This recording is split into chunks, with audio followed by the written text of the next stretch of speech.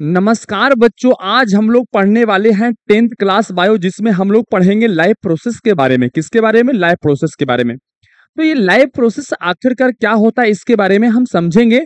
देखिए, सबसे पहले समझते हैं कि आखिरकार लाइफ प्रोसेस होता क्या है। क्या होता है ये लाइफ प्रोसेस जो है, ये लाइफ प्रोसेस होता क्या है। देखिए, किसी जीवधारी में होने वाले वे सभी प्रक्रियाएं देखिए यहाँ पे, किसी जीवधारी में होने वाले वे सभी प्रक्रियाएं जिसके कारण कोई जीव जो है वो जीवित रहता है, उसी को हम लाइफ प्रोसेस कहते हैं। एकदम स्पष्ट समझिए, क्या है? किसी जीवधारी में होने वाला वह प्रक्रिया का मतलब होता है प्रोसेस। क्या होता है? प्रोसेस, है ना। शरीर में, मतलब आप इसको ऐसा समझ सकते हैं कि आपका शरीर या आपके शरीर को जीवित रहने के लिए आपके शरीर को क्या क्या करना पड़ता है।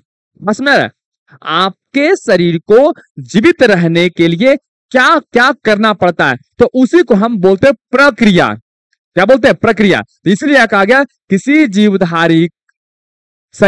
जीवधारी के शरीर में होने वाले वे सभी प्रक्रिया जिसके कारण कोई जीव जो है वो जीवित रहते हैं, उसे हम लाइफ प्रोसेस कहते हैं।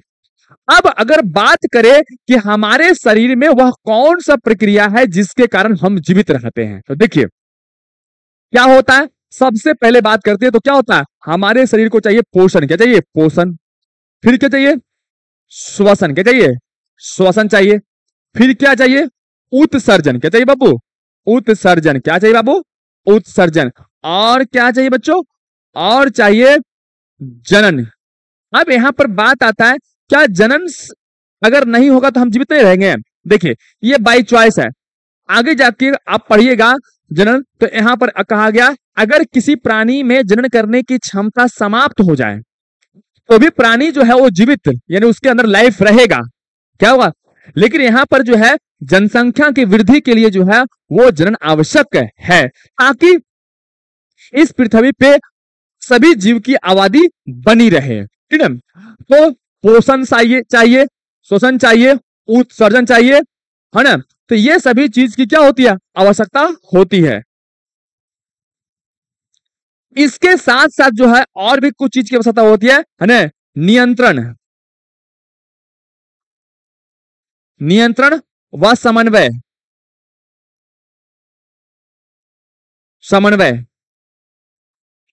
और पेड़ पौधों में प्रकाश संश्लेषण। तो क्या चाहिए? हमारे शरीर को जीवित रहने के लिए पोषण चाहिए, श्वसन चाहिए, उत्सर्जन चाहिए और नियंत्रण और समन्वय आवश्यक है। अब ये नियंत्रण और समन्वय, अगर मान लिया हमारा शरीर भोजन पचा रहा है तो उसका एक लिमिट है कि इस तरह से पचाना, इतना दिन में इतना पचाना है, और हमारा शरीर जो है भोजन डालने के बाद बहुत फास्ट से पचाने लगे, या फिर हमारा शरीर बहुत जोर से सांस लेने लगे, हमारा शरीर जो है वो कंट्रोल में ना चले, तो क्या हमारा जीवन जीवित रह पाएगा या हम जीवित रह पाएंगे? संभव नहीं है। इसलिए जीवन के लिए जो है नियंत्रण और समन्वय आवश्यक है, और पेड़ पौधों में प्रकाश संश्लेषण प्रक्रिया के द्वारा जो है जीवन चलती है। तो आइए चलते हैं और समझते हैं कि लाइफ प्रोसेस आखिरकार होता क्या है। देखो, ये एनसीईआरटी फुल चीजें हैं, एकदम बेसिक चीज जो दिया गया एनसीईआरटी का लाइन है, बड़ा ही डीप और बड़ा ही बेहतरीन तरीके से इस लाइन को हम समझाएंगे। आप अगर इससे पहले नए हैं तो चैनल को सब्सक्राइब कीजिए। देखिए, हम समझने वाले हैं लाइफ प्रोसेस आखिरकार होता क्या है। कहता है जीव विभिन्न गुण प्रदर्शित करते हैं। स्पष्ट समझना बच्चों, जीव क्या होता है? विभिन्न गुण प्रदर्शित करते हैं। जो प्राणी होता है उसका कोई एक खास गुण नहीं होता, अलग अलग गुण होता है। जैसे गति, कोई जीव जो है गति करता है, कोई जीव गति नहीं करता। अब कहता है, देखो यहां कहा गया जीव, तो संसार में जीव क्या होता है? जीव कहे तो पेड़ भी है,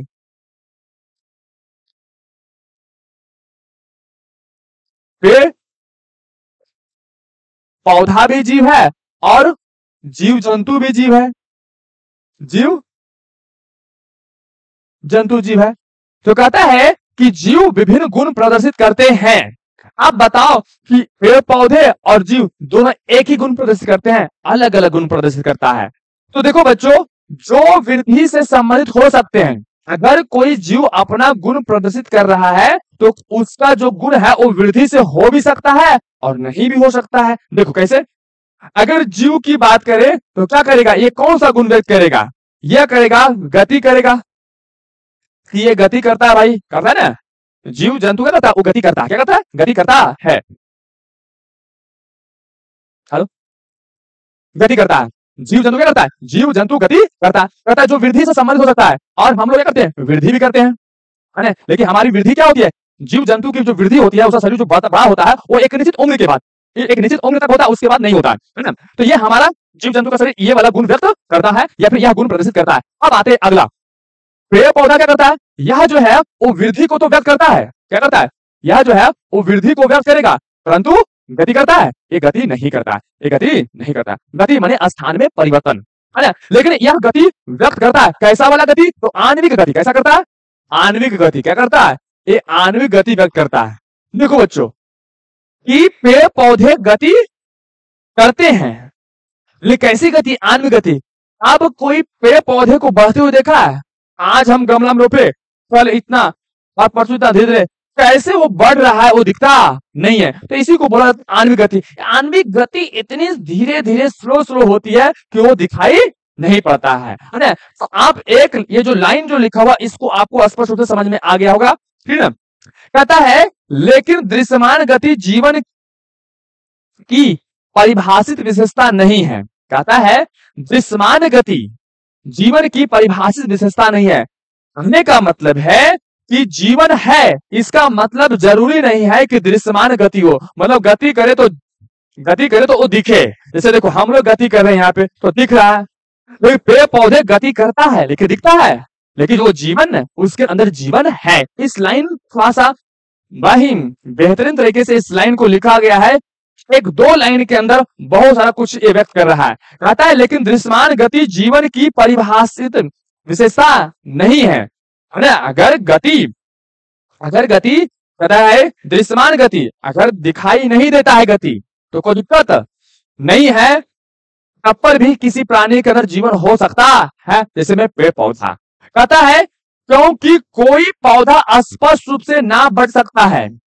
पौधे जो होते हैं स्पष्ट रूप से अभी बताएं कि पौधे जो दिखाई पड़ते हैं तो दिखाई नहीं पड़ता है, और कुछ जानवर बिना किसी दृश्यमान गति के भी श्वसन कर सकते हैं। कहता है कि कोई जानवर है, कोई क्या है, कहता है कुछ जानवर बिना किसी दृश्यमान गति के श्वसन कर सकता है।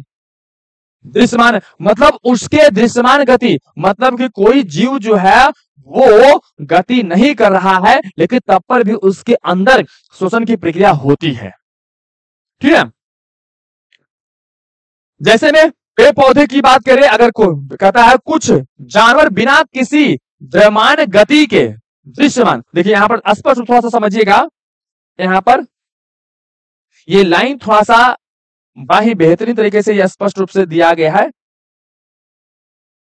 देखिए कहता है कुछ जानवर बिना किसी दृश्यमान गति के, कुछ जानवर ऐसे हैं जिसमें क्या होता है, दृश्यमान गति के भी श्वसन कर सकते हैं। बिना मने क्या हो गया, मतलब बिना गति के, दिखने वाला गति नहीं है, मतलब गति करता है लेकिन दिखता नहीं है, और तब पर भी उसमें श्वसन की प्रक्रिया होती। कहने का मतलब ये है, ठीक है।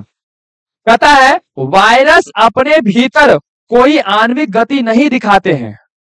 पेड़ पौधे तो आणविक गति दिखाता है, लेकिन वायरस जो है आणविक गति दिखाता नहीं है, जब तक कि वे किसी कोशिका को संक्रमित नहीं कर देता है। मतलब कि वायरस के अंदर आणविक गति नहीं होता है जब तक अकेले वायरस है तब, लेकिन अगर कोई वायरस किसी ह्यूमन बॉडी या कोई जीवित सेल्स के संपर्क में आता है तब वही वायरस जो है आणविक गति को व्यक्त करने लगता है। कहने का मतलब है कि वायरस टूटता है और अपनी संख्या में वृद्धि करता, और बड़ा ही फास्ट तरीके से वो वृद्धि करता है। आप जानते होंगे, जैसे कोरोना की बात करते हैं, कोरोना का अगर एक वायरस चला गया तो कुछ ही दिन में, कुछ ही पल में हमारे शरीर में कोरोना के लाखों अरबों वायरस हो जाते हैं। सिर्फ एक वायरस गया और लाखों अरबों हो गए। लेकिन जब तक वह कोरोना का वायरस अकेले वायुमंडल में है तो सिर्फ वो सिंगल है। क्या है? वो सिंगल है। तो यहां पर जो लाइन दिया गया है वो यही कहता है कि कोई आणविक गति नहीं दिखाई देते हैं जब तक कि वे किसी कोशिका को संक्रमित नहीं कर देते हैं। तो हम जो अभी पढ़ रहे हैं लाइव प्रोसेस, यहां पर वायरस है ना, इसमें जो है जब तक कि ये ह्यूमन बॉडी के संपर्क में नहीं आएगा या कोई जीवित सेल के संपर्क में नहीं आएगा, इसमें आणविक गति संभव नहीं है। अब देखो ये जो पेड़ पौधे जो है वो क्या कर रहे हैं, ये किस प्रकार से वृद्धि करते हैं दिखता नहीं है। लेकिन अगर हम आज देखें हैं और 4 दिन के बाद आएंगे तो इतना बड़ा दिखेगा। लेकिन अगर हम यहाँ पर बैठे रहेंगे और टुक लगाकर देखते रहेंगे कब बढ़ेगा, ये दिखाई, मतलब इतनी स्लो इसके अंदर आणविक गति होती है कि वो दिखाई नहीं पड़ता है। इसको हम आणविक गति कहते हैं, है ना। और यह आणविक गति भी, ध्यान समझिएगा, यह आणविक गति भी जीवन या जीवन के प्रोसेस का एक भाग है, यानी लाइफ प्रोसेस का एक क्या है, भाग है। कोई जरूरी नहीं है कि अगर कोई व्यक्ति हाथी गाय बैल बकरी कुत्ता मनुष्य हम लोग गति करते हैं तो हम ही लोग जीवित है, हम ही लोग के अंदर जीवन है, ऐसा नहीं है। कुछ ऐसे संसार के अंदर प्राणी हैं, देखिए जैसे में पेड़ पौधे, ये अपना स्थान नहीं बदलते हैं लेकिन तब पर भी यह सजीव है और इसके अंदर भी क्या है, जीवन है। ठीक है, आपको समझ में आ गया। अभी हमने पढ़ा क्या, कोई प्राणी जो है वो जीवित है या किसी प्राणी के अंदर जीवन है तो उसे हम कैसे परिभाषित कर सकते हैं। इस तरह से सवाल क्या होते हैं एग्जाम के अंदर आते हैं। तो आप यहां से इस लिटरेचर से आप स्पष्ट रूप से बता सकते हैं कि कोई प्राणी जीवित है तो इसके लिए उसमें गति होना जरूरी है। अब वह गति कैसा कैसा हो सकता है, तो यहां पर दिखाया गया है कि क्या हो सकता है, कि उसमें गति भी हो सकता है और गति नहीं भी हो सकता है। गति किसमें दिखता है, तो जीव जंतु में गति दिखता है ना, जैसे गाय बैल बकरी कुत्ता, और जीव जंतु में क्या होता है, गति दिखता है। लेकिन पेड़ पौधों में गति नहीं दिखता है, लेकिन क्या होता है, वो भी सजीव है लेकिन पेड़ पौधों में गति दिखता है। तो कैसा वाला, आणविक गति दिखता है। और वह आणविक गति जो है वो क्या होता है, जीवन यानी लाइफ प्रोसेस को जो है वो व्यक्त करता है कि हाँ उसके अंदर जीवन है। तो इस प्रकार से हम इसको व्यक्त कर सकते हैं।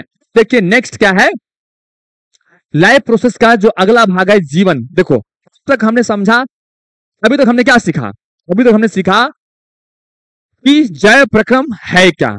किसी प्राणी को जीवित रहने के लिए उसके शरीर में जो प्रक्रिया होती है उसे हम लाइफ प्रोसेस कहते हैं। और लाइफ प्रोसेस के लिए क्या क्या चाहिए, श्वसन, उत्सर्जन, पोषण, नियंत्रण और समन्वय, ये सभी चीज की आवश्यकता होती है। पेड़ पौधों में प्रकाश संश्लेषण। क्लियर। इससे पहले अब समझ लेते हैं कि वो जीवन की उत्पत्ति कैसे होती है, किसी प्राणी का शरीर का निर्माण कैसे होता है, किसी के बॉडी का निर्माण कैसे होता है, उसके बारे में समझना पड़ेगा।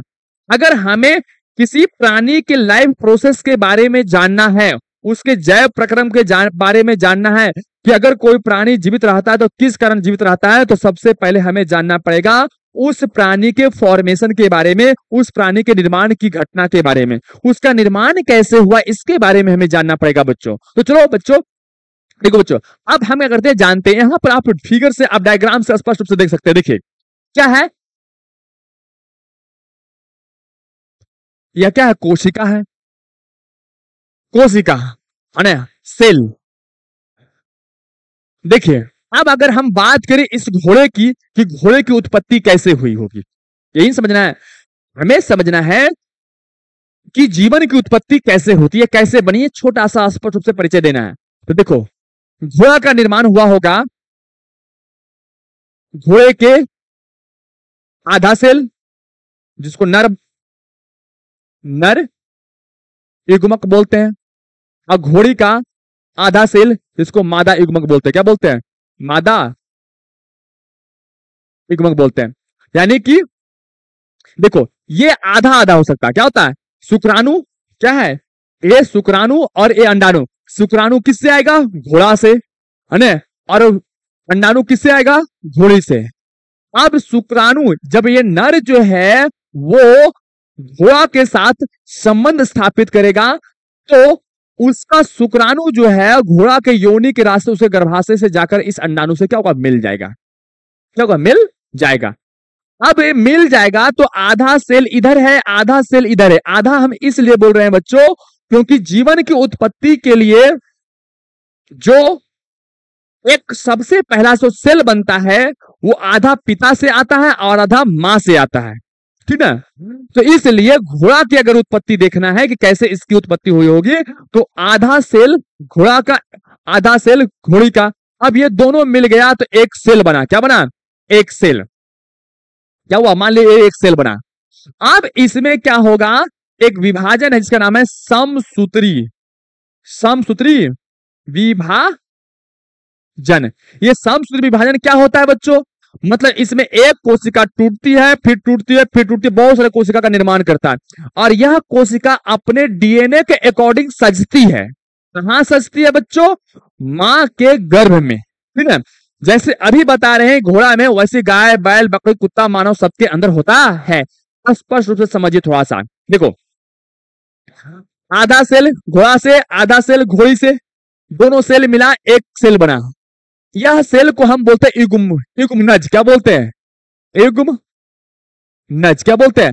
और इस युग्म नज में जब समसूत्री विभाजन होता है तो कोशिकाओं की संख्या बढ़ती है और वह कोशिका के अंदर ही सूचना होती है कि हमें एडजस्ट कैसे होना। आप इसको ऐसे समझो, आप 10,000 ईंटा लाया घर बनाने के लिए, तो एक नक्शा होता है ना। नक्शा हम मिस्त्री को दे देते हैं और उसी नक्शा के अनुरूप क्या करता है, वो दीवार लगाता है और जितना रूम बनाना होता है उतना बनाता है। उसी प्रकार से इस कोशिका के पास ही डीएनए है, जिसका ये नर युग्मक और मादा युग्मक रहेगा, उसी का वो डीएनए उसमें रहता है।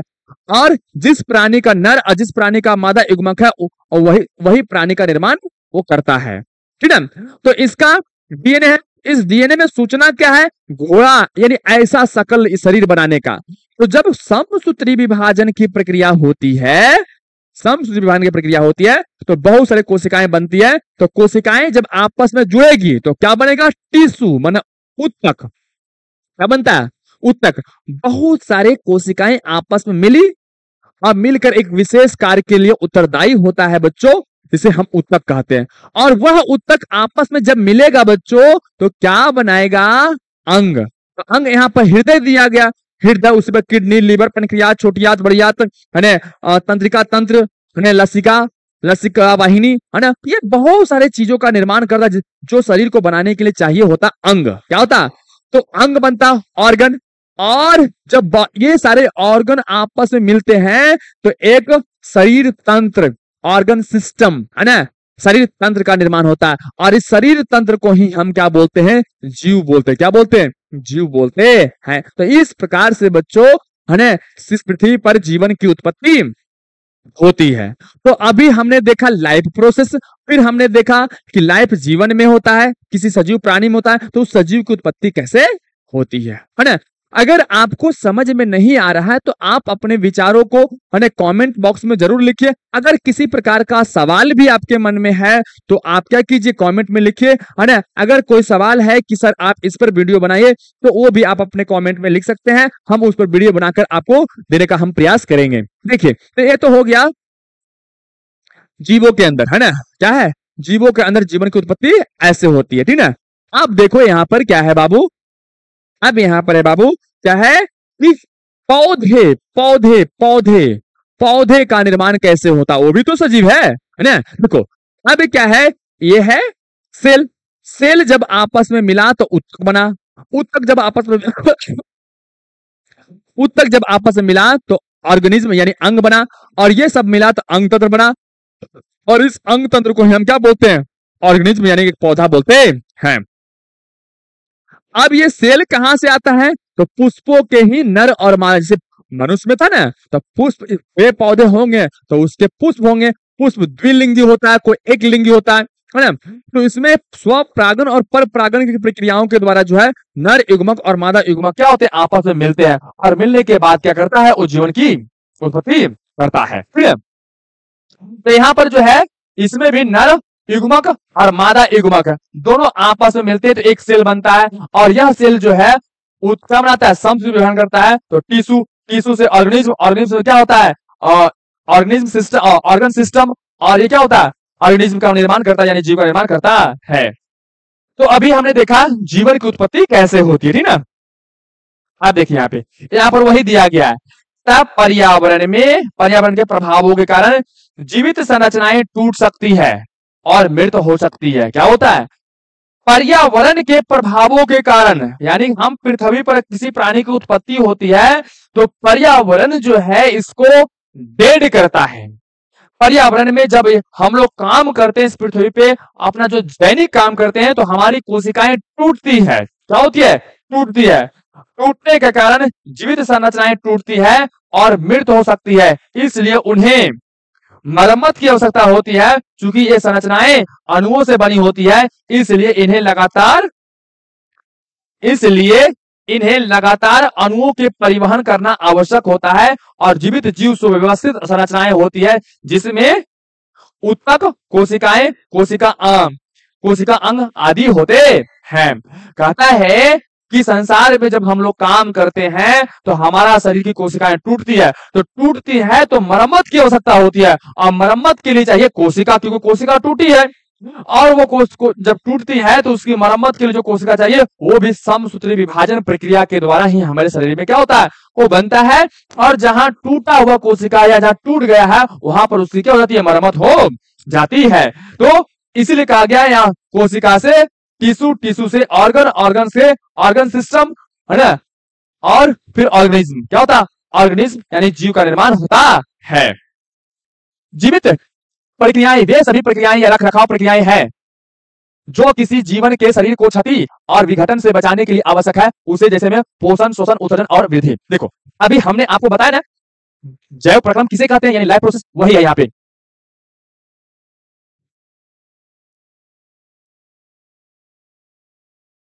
लाइफ प्रोसेस, देखिए ये लाइफ प्रोसेस को ही यहां का गया जीवन प्रक्रियाएं, इसी को हम बोलते हैं जैव प्रक्रम। क्या बोलते हैं, जैव प्रक्रम। क्या कहते हैं, जैव प्रक्रम। कहता है जैव प्रक्रम वे सभी रख रखाव प्रक्रियाएं हैं।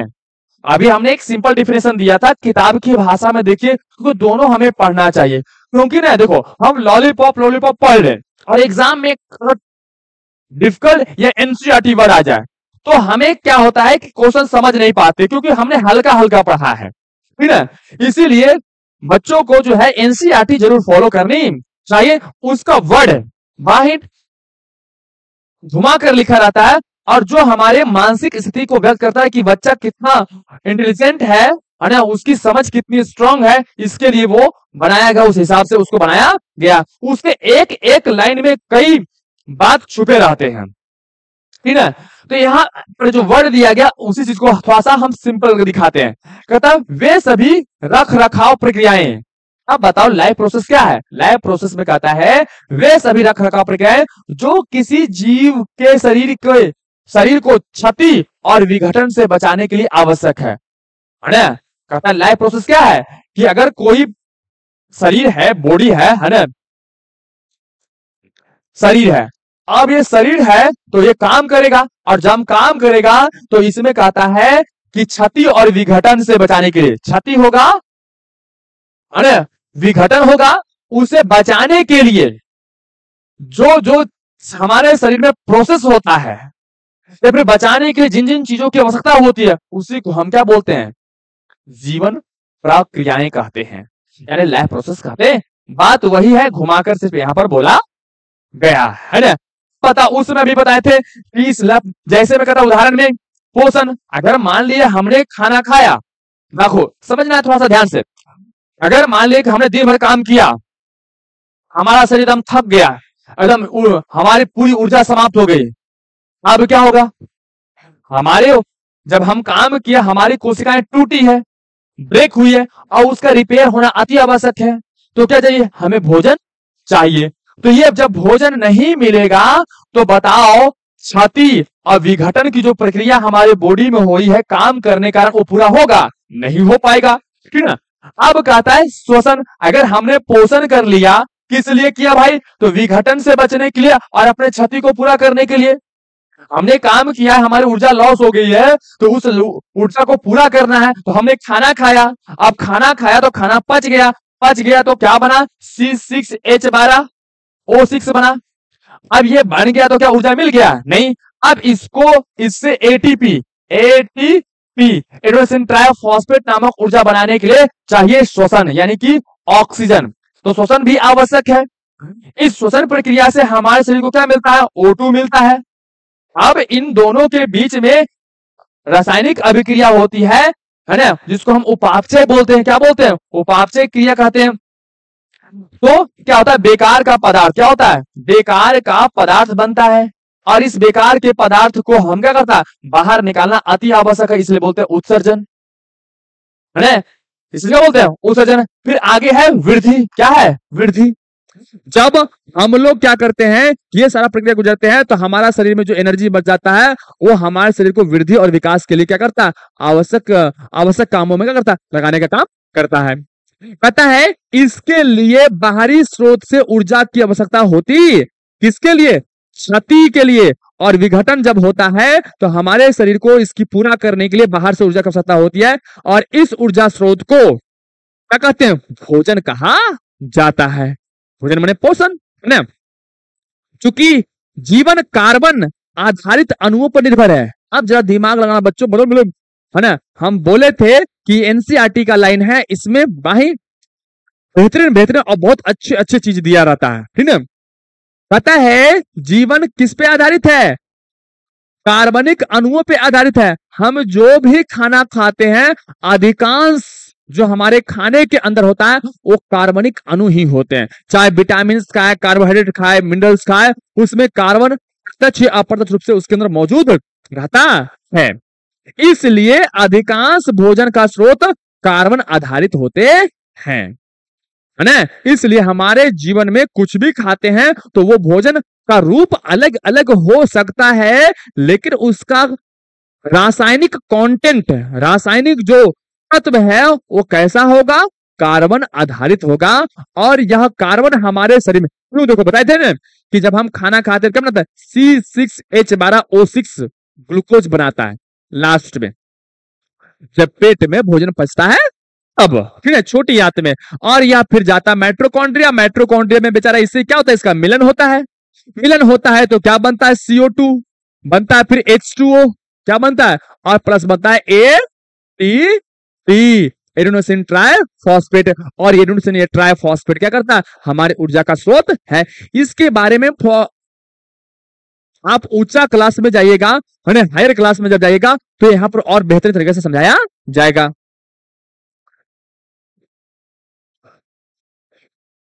देखिए, तो अभी तक हमने समझ लिए हैं कि लाइफ प्रोसेस क्या है, ठीक है? ये पूरा जो अभी तक जो हम समझे हैं लाइफ प्रोसेस, और लाइफ प्रोसेस को क्यों जरूरी है।